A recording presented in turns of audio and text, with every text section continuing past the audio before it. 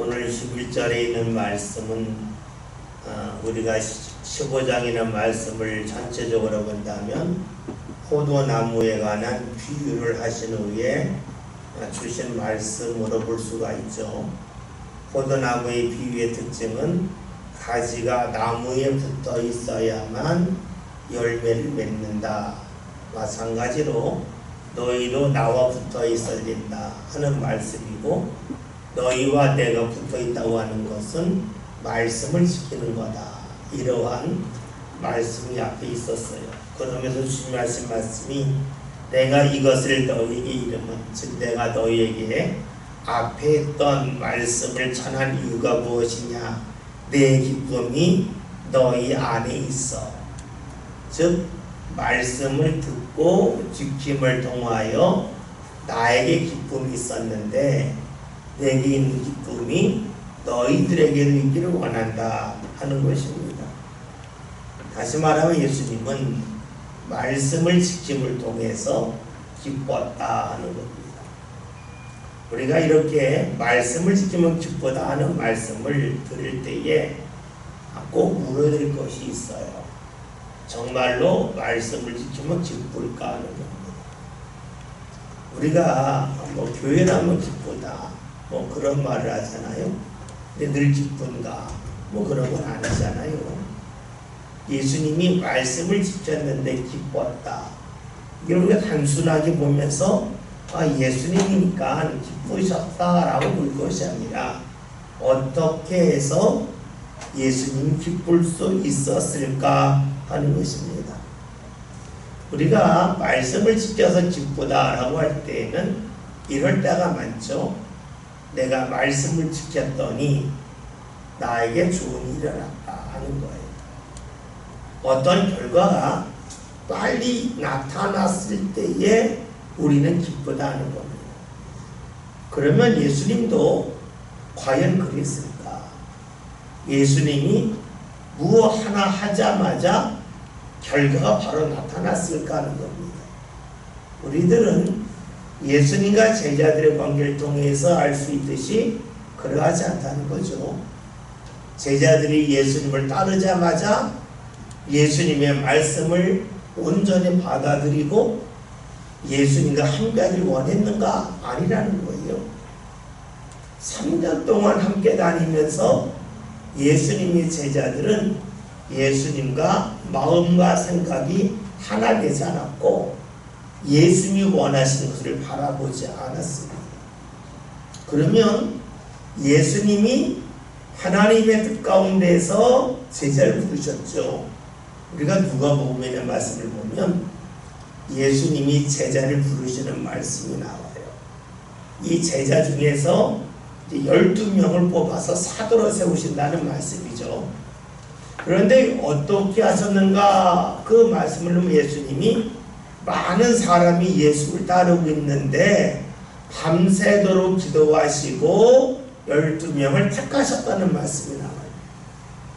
이것은 무엇을 말하냐면 예수를 따르는 수많은 사람이 있는데 하나님 앞에 기도함을 통해서 하나님께서 원하시고 하나님이 택하신 사람을 제자로 12제자로 뽑으셨다는 거예요. 그런데 하나님이 원하시는 대로 12제를 뽑았는데 그들이 예수님과 3년 동안 함께 하면서 제대로 주를 따르지 않았어요. 다시 말하면 말씀대로 행하셨지만 결과가 빨리 나타나지 않았습니다. 그렇다면 우리가 물어야 되잖아. 예수님이 제자를 부르셨고 제자들이 주의 말씀대로 행할 때도 있지만 대부분 행하지 않았습니다. 그러면 예수님이 기쁠 수가 없잖아요. 화가 나고 분노할 만합니다. 그런데 오늘 말씀은 예수님이 주의 말씀을 지킴을 통해서 기뻐했다. 이 기쁨이 너희에게 이를 원한다 말씀하셨으니까 이 말씀을 실제적으로 우리가 이해하기도 어려운 거예요.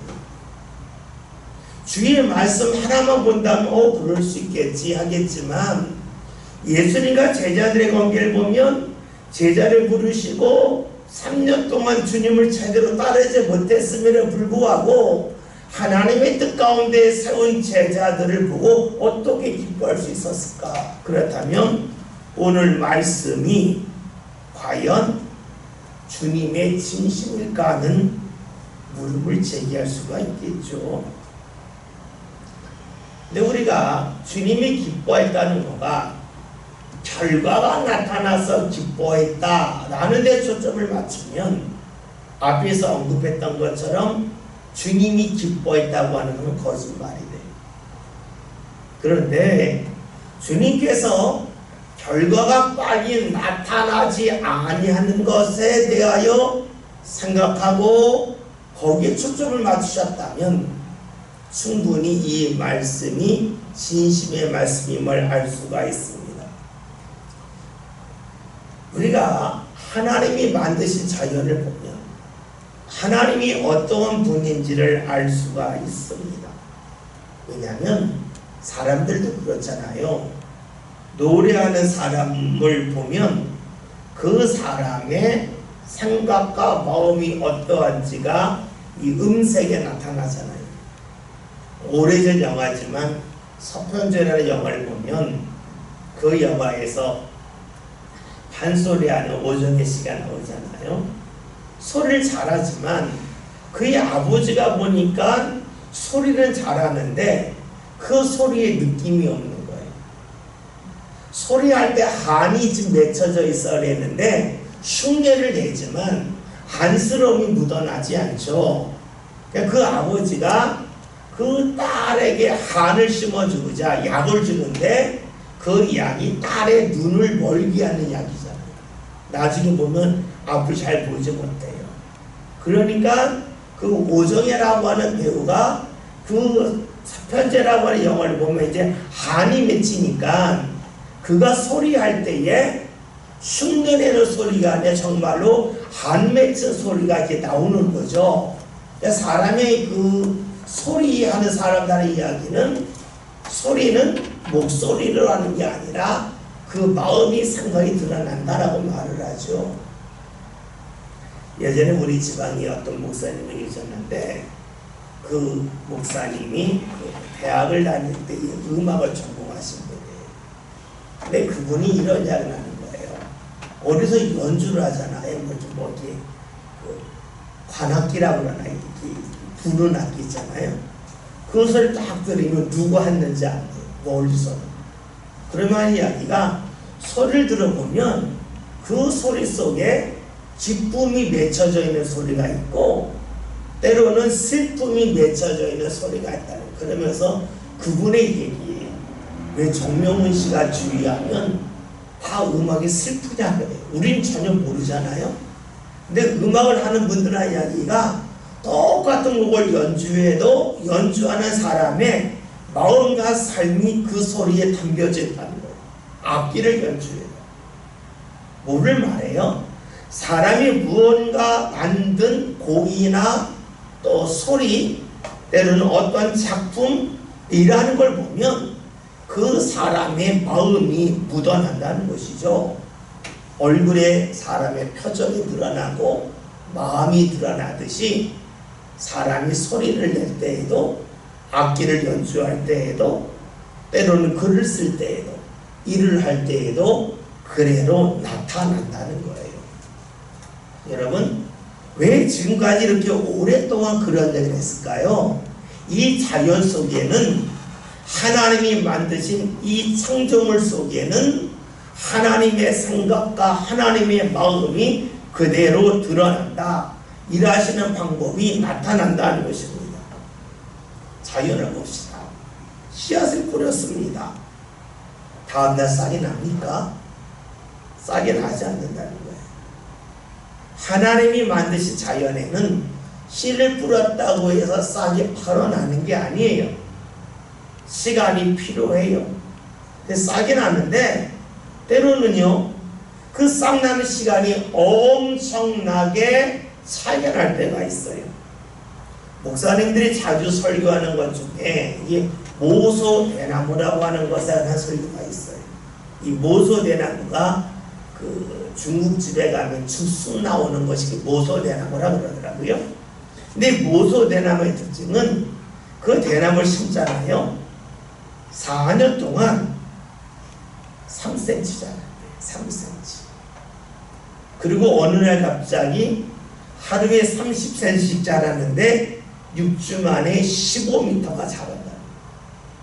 그래서 3년 동안 심었는데 아무것도 안 나고 4년 내 3cm 나면 이거는 끝났다라고 생각할런지 모르겠지만 그 모소대나무의 특징은 그동안 계속해서 뿌리를 깊게 내려오다가 어느 날 갑자기 30cm씩 자라고 6주가 되면 15m 이상 되는 큰 대나무가 된다는 거죠. 하나님이 만드신 자연을 보면 어떤 것은 싹이 빨리 나기도 하고 어떤 것은 싹이 굉장히 천천히 나기도 합니다. 이것을 알면 어떻게 될까요? 조급해하지 않는다는 거예요. 대초 농사 짓던 분이 모소대나무 심어놓고 왜 이렇게 안 나나 할 수는 있겠지만 모소대나무의 특징을 안다면 싹이 안 나도 그 다음이 안 나도 그러려니 그건 원래 그런 거야 하면서 기다리고 참을 수 있다는 것이지요. 이렇게 본다면 예수님께서 하나님의 말씀을 지키면서 기뻐했다고 하는 것이 무엇인지 알 수가 있어요. 하나님의 말씀을 지켰다고 해서 그 결과가 바로 나타나는 것도 때로는 있겠지만 때로는 모소대나무처럼 3년 4년이 지나야 비로소 싹이 나고 자라고 결실 맺는 것도 있다는 거예요. 그러니까 예수님은 하나님이 그렇게 하심을 믿은 거예요. 따라서 오늘 심었는데 결과가 없다고 해서 불평한다면 하나님의 말씀을 지키고 나서 기뻐할 수 없겠죠. 우리가 이 말씀을 정리하면 이렇게 정리할 수가 있어요. 예수님은 하나님의 말씀을 지키면서 이 말씀이 이루어지는 때와 시기를 하나님께서 정하고 계시고 그때가 되면 결과가 나타남을 믿었다라고 볼 수 있어요. 즉 예수님은 하나님의 말씀을 지키면서 이 말씀이 결과로 나타날 시기와 때를 하나님 앞에 온전히 맡겼어요. 내가 하는 일이 당장 결과가 나타나지 않는다 해서 실망하지 않았고 하나님이 이것은 때가 되면 결과를 얻게 하실 거다 라고 믿으셨다는 겁니다. 그래요. 하나님의 말씀을 지키면서 기뻐한다고 하는 것은 이 말씀을 지켰을 때에 하나님께서 가장 적절할 때에 가장 필요할 때에 이것에는 결실을 얻게 하실 거라고 하는 믿음이 있을 때에 가능합니다. 반대로 본다면 사람들이 말씀을 지키면서도 기뻐하지 못하는 이유가 어디 있습니까? 이것은 말씀의 결실 맺는 때와 시기를 하나님께 맡기지 못했다 하는 겁니다. 우리 하나님을 믿는다고 하는 것에 대하여 예전에 이런 말씀을 어떤 목사님이 이야기하기를 하나님을 믿는다고 하는 것은 판단을 하나님께 맡기는 거다. 옳고 그름에 대한 판단도 하나님께 맡기는 것이고 그리고 내가 행한 일에 대한 결실의 때조차도 하나님께 맡기는 거다. 그것이 하나님을 믿는다는 것이지요. 우리가 하나님을 믿는다고 하는 것이 하나님 일을 하면 하나님이 이런 일을 주실 줄 믿습니다 하고 강하게 외치는 게 아니라 내가 행한 것을 하나님이 받으셨기에 하나님께서 가장 적절할 때에 가장 적절한 모습으로 내게 응답해 주실 것을 믿는 것이 되겠죠.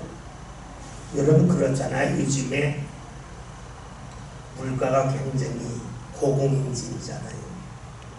우리가 요즘에는 기사를 보면 고깃집에 가서 깻잎 3장 준다 이런 기사가 뜨더라고요.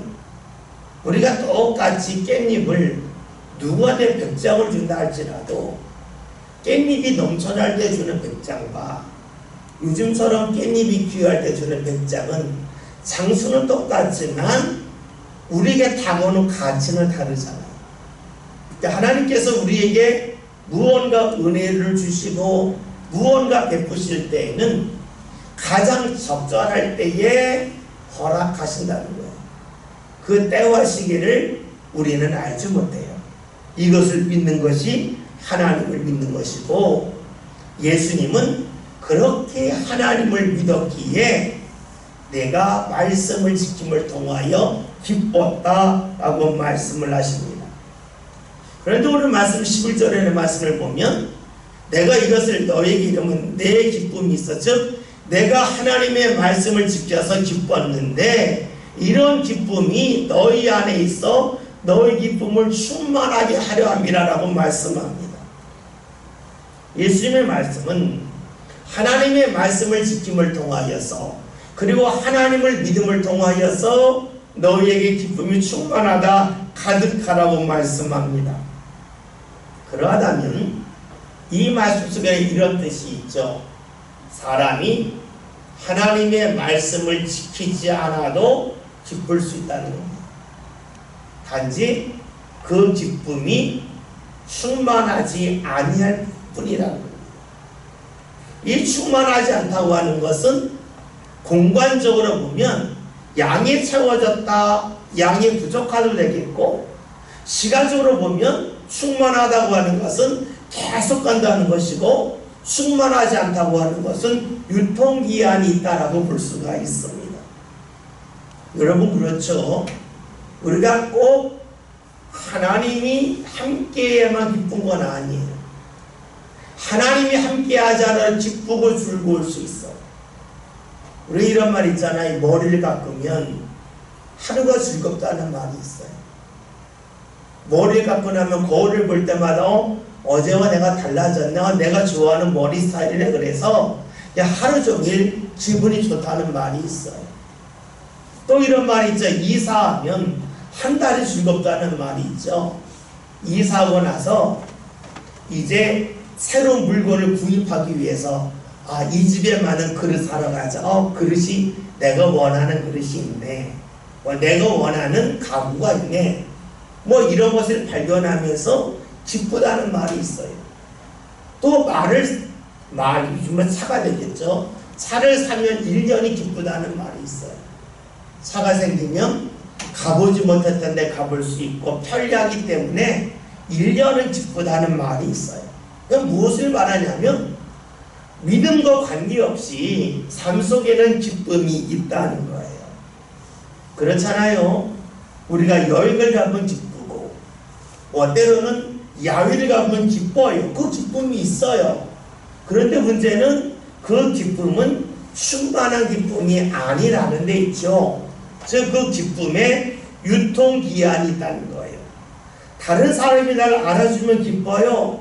근데 그 기쁨도 얼마 지나지 않으면 덤덤해지고 그 기쁨도 사라진다는 것이 되겠죠.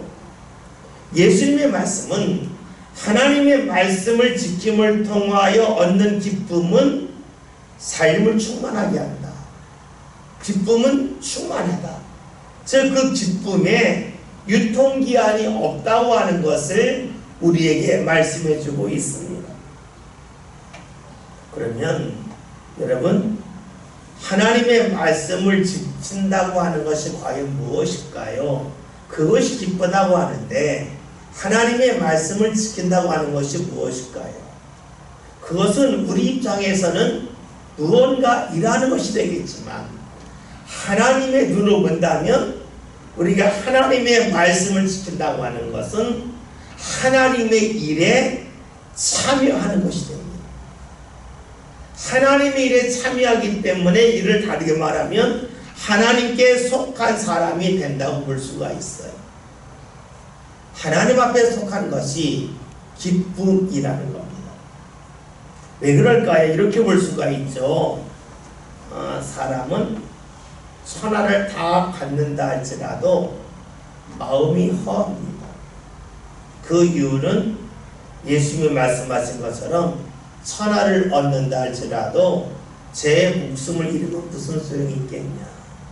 다시 말하면 천하보다 내가 볼 때에는 나 자신이 귀하기 때문입니다. 그러니까 내 안을 채울 수 있는 것은 세상에 없다는 거예요. 나보다 다 작기 때문에.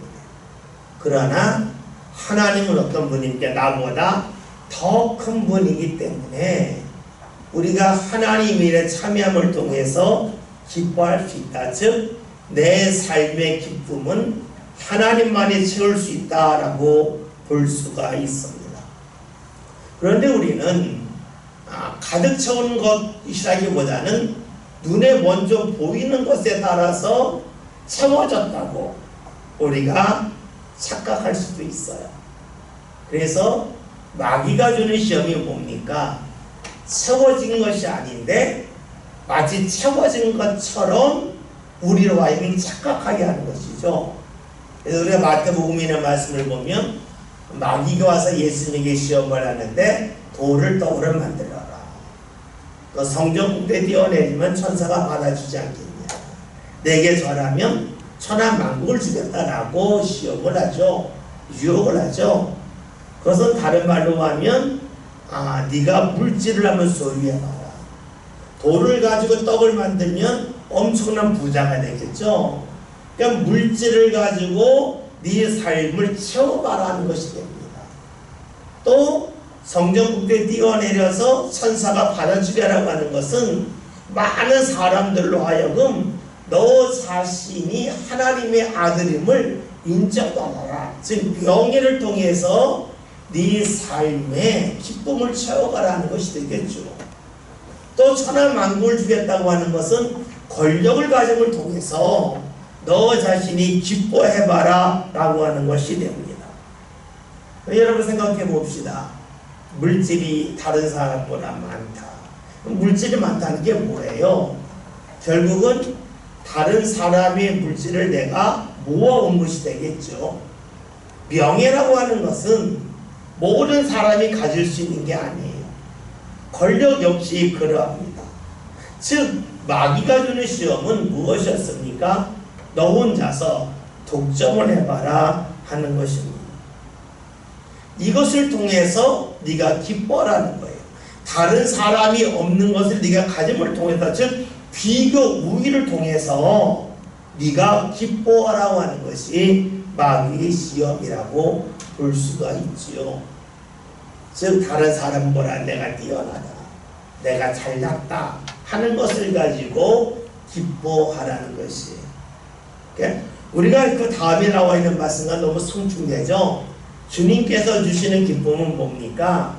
다른 사람보다 더 많은 것을 가짐을 통하여 기뻐하는 것이 아니라, 다른 사람과 구별됨을 통하여 기뻐하는 것이 아니라 다른 사람을 사랑하고 아끼고 포용하는 가운데 기뻐하라는 말씀이니까 아주 다릅니다.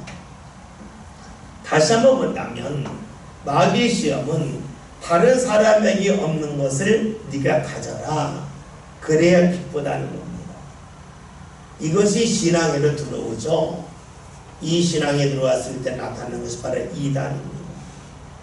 모든 이단들의 특징이 있죠. 자기를 통해서만 하나님이 역사하신다는 거예요. 다른 데는 틀렸다는 거예요. 여러분, 다른 데는 틀렸다고 하는 순간에 무엇이 될까요? 예수님이 승천하신 이후부터 지금까지 믿었던 모든 사람 다 가짜라는 게 기독교 전통을 전면으로 부인하는 거예요. 그리고 이 전통을 부인한다는 것은 2000년 동안 하나님이 제대로 일하지 않았다고 하는 관증이 돼요. 그러니까 이단들의 특징은 뭐냐면 우리는 바르다, 우리만 잘났다, 우리만 구원받는다, 이런 것이 되겠죠. 그런데 우리가 성경을 통해 보는 것이 있으니까 뭐냐면, 우리가 구원받는 것은 행위가 아니라 은혜를 통하여 구원받는다는 거예요. 그 누구도 행위를 통하여 구원받을 사람은 없다는 거예요. 우리가 함께 읽는 성경 창세기에서 아브라함에 관한 말씀을 보잖아요. 아브라함이 그랄 땅에 가서 왜 자기 아내를 누이라고 말했습니까? 물론 하나님께서 그랄 땅 밖에서는 하나님으로 역사하지만 그랄 땅에서는 다른 신이 지배할 거라고 하는 잘못된 믿음도 가졌지만, 그거 가져서 생각 이거죠. 믿지 않는 사람들이 악할 거다 하는 거예요. 믿는 사람은 선하고 믿지 않는 사람이 악할 거라는 거예요. 그러나 그러하지는 아니함을 성경이 말씀해줘요. 아브라함은 거짓말했지만 아비멜렉은 거짓말하지 않았거든요. 우리가 신앙생활 하면서 예수 믿는 사람은 안 믿는 사람보다 더 도덕적이라 라고 생각하면 안 돼요. 안 믿는 사람이 더 도덕적일 수도 있어요. 또 다른 말로 하면 목사보다 교인이 더 도덕적일 수도 있어요. 이것을 부인하면 위험해져요. 왜냐? 우리의 구원은 우리의 행위가 아니라 철저하게 은혜로 받는 것이기 때문에 그래요. 은혜로 구원받는다고 하는 것은 하나님을 인정하는 것이고, 하나님을 인정한다고 하는 것은 나의 부족함이 드러났을 때 이를 고백하며 나를 받으시는 하나님을 믿는 거죠. 그러니까 이달의 특징은 우리만 옳다, 즉 우리의 행위로만 된다 하는 것이 되기 때문에 이것은 마귀가 유혹했던 것과 같다고 볼 수가 있습니다. 다시 봅시다. 예수님이 하나님의 말씀을 지킴을 통해서 기뻐한 것은 결과가 빨리 다 눈에 보였기 때문이 아니라 하나님께서 때에 따라서 가장 적절할 때에 결과가 드러나심을 믿었다는 겁니다. 그리고 예수님이 이런 기쁨을 갖고 믿음의 사람들이 이런 기쁨을 가져서 삶의 기쁨이 충만하기를 원하셨습니다. 충만하기를 원하셨다고 하는 것은 말씀을 지키지 않아도 삶의 기쁨이 있지만 그 기쁨의 특징은 충만한 기쁨이 아니다. 그 기쁨은 일정 시간이 되면 사라지는 기쁨이다 하는 것을 알 수가 있죠.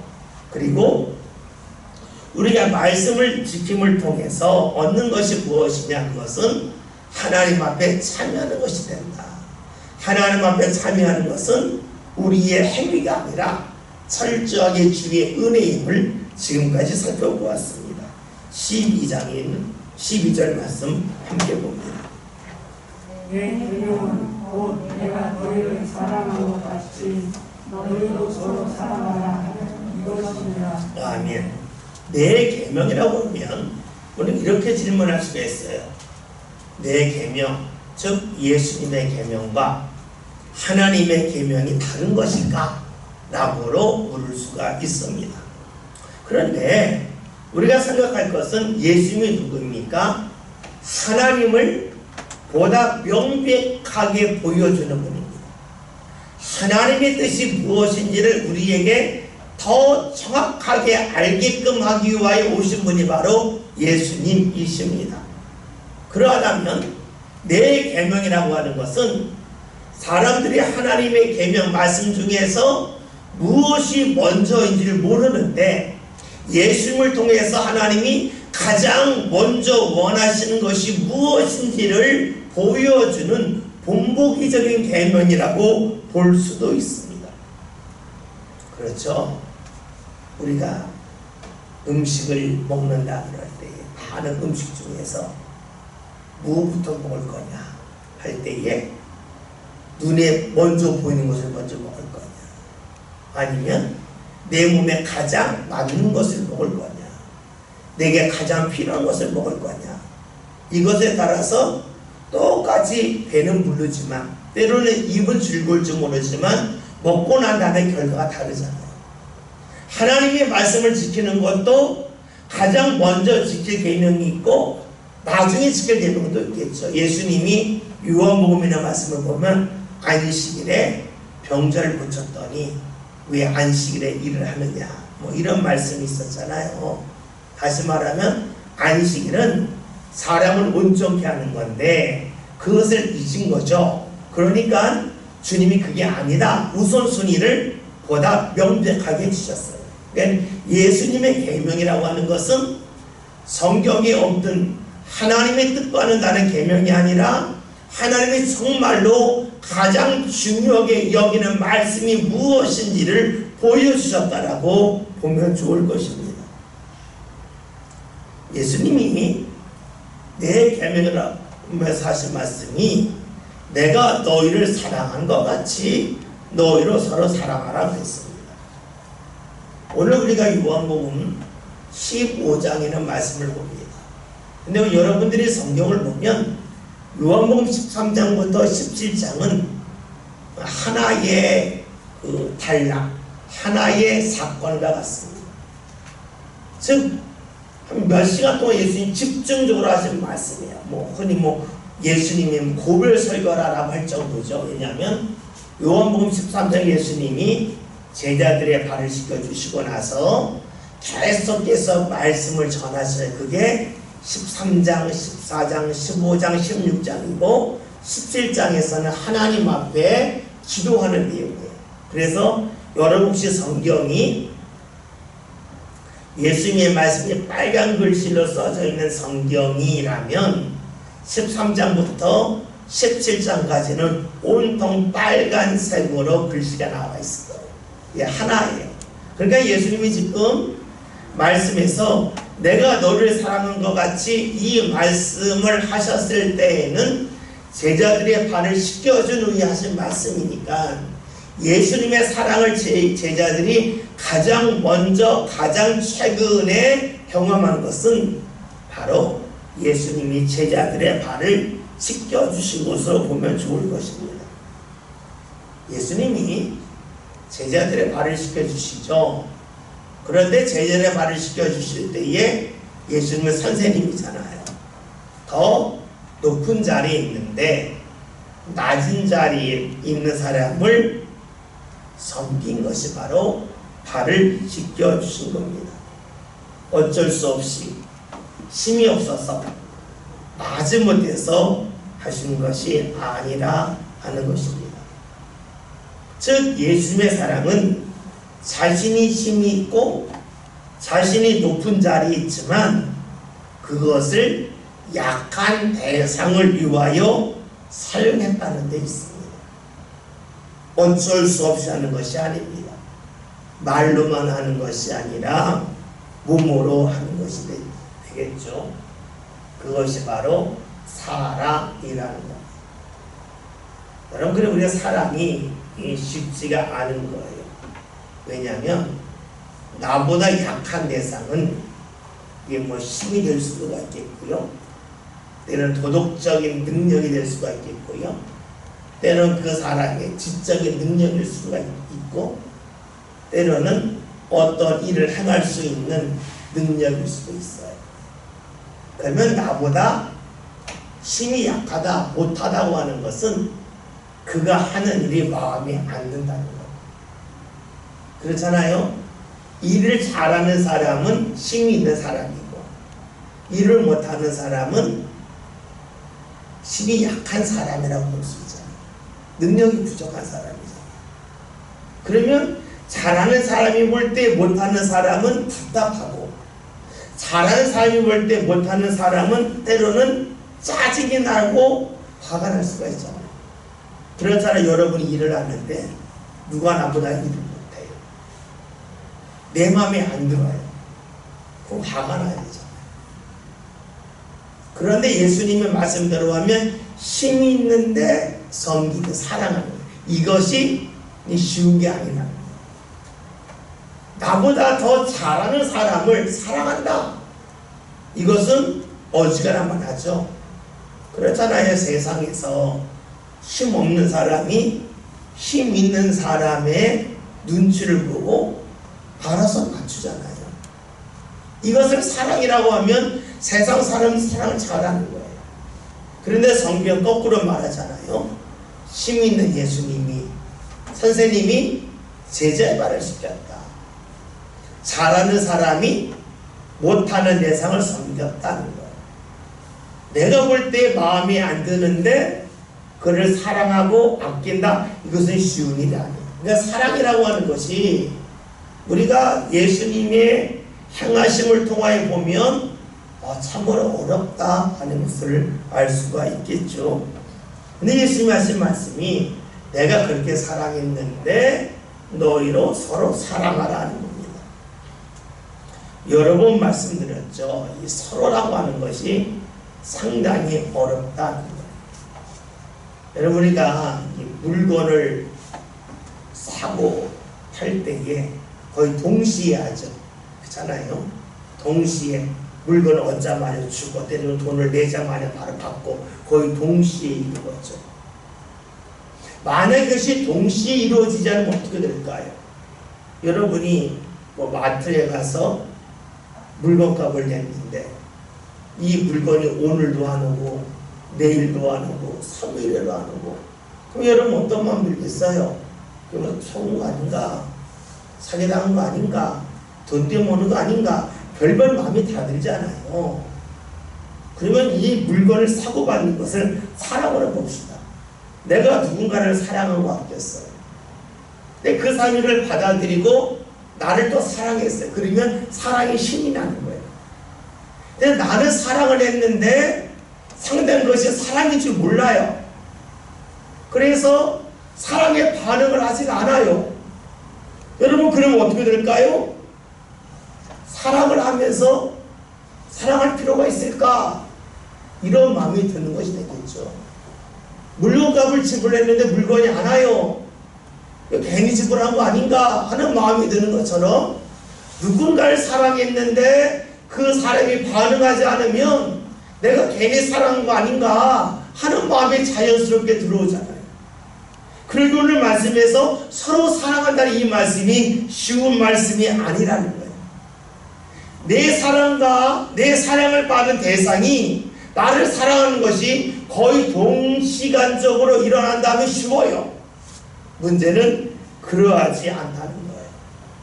내가 사랑을 했는데 그 사람이 그 사랑을 받아들이기까지 시간이 상당히 오래 소요될 수도 있어요. 그럴 때 때로는 사랑하기를 포기한다는 거예요. 그래서 우리가 예수님에 관해 볼 필요가 있어요. 예수님이 제자를 사랑하셨고 제자들이 예수님의 사랑을 받아들이고 예수님을 사랑하기까지 3년이 더 걸렸어요. 예수님이 우리가 요한복음 다 전체적으로 본다면 베드로를 부르시고 나서 3년이 지났죠.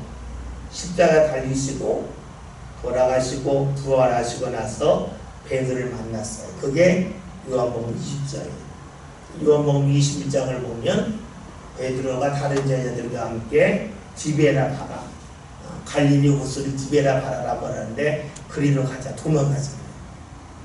왜냐? 부끄럽고 창피해서 주의 사랑을 받아들일 수가 없었던 거예요. 베드로가 다시금 주님을 인정하고 사랑할 건 언제냐면 성령 받고 나서요.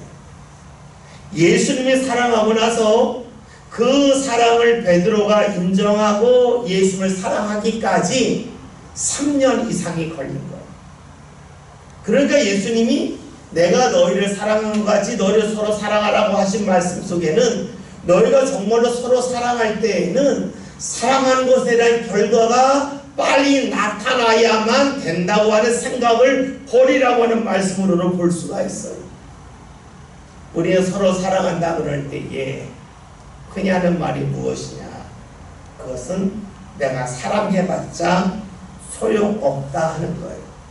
사랑의 결과가 빨리 나타나지 아니한다는 것이죠.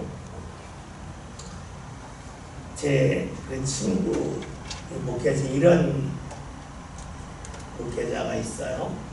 자녀가 이제 외국에 나가서 공부를 하는데 직장을 잡았대요. 근데 이제 뭐 우리나라랑 다르니까 직장을 자꾸 바꿔 나가요.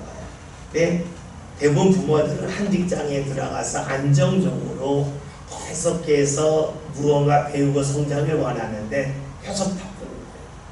그러니까 나중에는 뭐 하는지를 안 묻는다는 거예요. 왜냐면 물으면 자꾸 자기가 화가 난다는 거예요. 그러면서 이렇게 친구들끼리 하는 이야기가 있어요.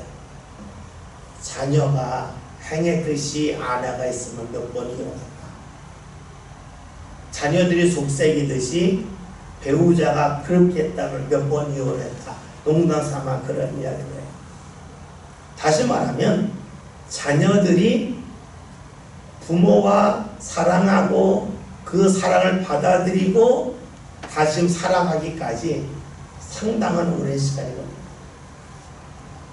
우리가 서로 사랑한다고 하는 것이 동시적으로 일어나는 것이 아니라는 거예요. 이렇게 본다면 우리는 서로 사랑한다고 할 때에 우리에게 먼저 필요한 마음이 뭡니까? 기다림입니다. 기다림이라고 하는 것은 다른 말로 하면 손해보는 것 같은 대로 하는 겁니다. 이럴 때에 서로 사랑할 수가 있습니다. 사실 예수님이 제자들에게 서로 사랑하라 이 하신 말씀은 교회에서도 주신 말씀이죠. 부인들끼리 서로 사랑하라. 이게 어렵다는 거예요. 왜냐? 나는 사랑하는데 상대가 내 사랑하는 것에 대한 반응이 내가 원치 않은 모습으로 나올 때에 우리는 화가 나고 분노할 수 있기 때문입니다. 그래서 예수님이 하신 말씀이 내가 향한 것 같이라는 말씀이 있습니다. 서로 사랑하라고 하는데 서로 사랑하기가 어려울 때에 예수님을 생각하라는 말씀이 되겠지요. 여러분 그렇잖아요. 이 비행기가 이제 이륙해서 착륙할 때까지 나름대로 다 컴퓨터로 이렇게 다 작동 그 항로를 정해놓잖아요. 그대로 가면 되잖아요. 그러나 가다 보면 반드시 생각지도 않았던 그 기류를 만나게 되잖아요. 그럼 어떻게 되냐면 똑바로 가려고 하는데 기류 때문에 비행기 옆에 약간 틀어지겠죠. 방향이 달라지는 거예요. 그러면 조종사가 뭘 해야 됩니까? 처음에 자기가 움직이려고 했던 그 각도와는 다른 각도로 비행기를 틀어야만 목적지에 갈 수가 있어요. 틀는다고 하는 것은 처음에 내가 이륙하고자 했던 그 자리를 늘 기억하면서 자신의 몸을 자유롭게 움직여야지 내가 처음에 가졌던 이 방향 이렇게 지금은 핸들을 잡고 가야지 하고 계속 가다 보면 엉뚱한 데 갈 수밖에 없어요. 우리가 주의 말씀대로 살려고 할 때에 삼각지는 바람이 불어서 우리가 가고자 했던 신앙의 길에서 벗어날 때가 있어요. 그래서 서로 사랑하기가 어려울 때가 있어요. 나는 사랑하지만 상대가 사랑을 받아들이지 않을 때가 있고 나는 사랑하지만 상대가 오해할 때가 있어요. 이때 필요한 것이 무엇입니까? 예수님이 하신 말씀 내가 행한 것 같이 즉 예수님을 다시 한번 떠올릴 수밖에 없다는 거예요. 우리가 신앙생활 하면서 때로는 힘들고 마음이 상할 때가 있어요. 그럴 때에 우리가 다시 초점을 맞출 것이 무엇이냐? 예수님이라는 거예요. 그 예수님이 내가 행한 것 같이 너희도 서로 사랑하라 말씀하고 계시죠. 13절에는 말씀 함께 봅니다. 사람이 친구를 위하여 자기 목숨을 버리면 이보다 더 큰 사랑이 있나니. 아, 네. 서로 사랑하라 하면서 예수님은 가장 큰 사랑을 말합니다. 이 사랑의 목표를 두라는 거예요. 우리가 말씀을 보면서요 꼭 기억해야 될 것은 우리가 말씀을 지키는 것도 중요하지만 말씀을 지키려고 힘쓰는 것이 중요하다는 거예요.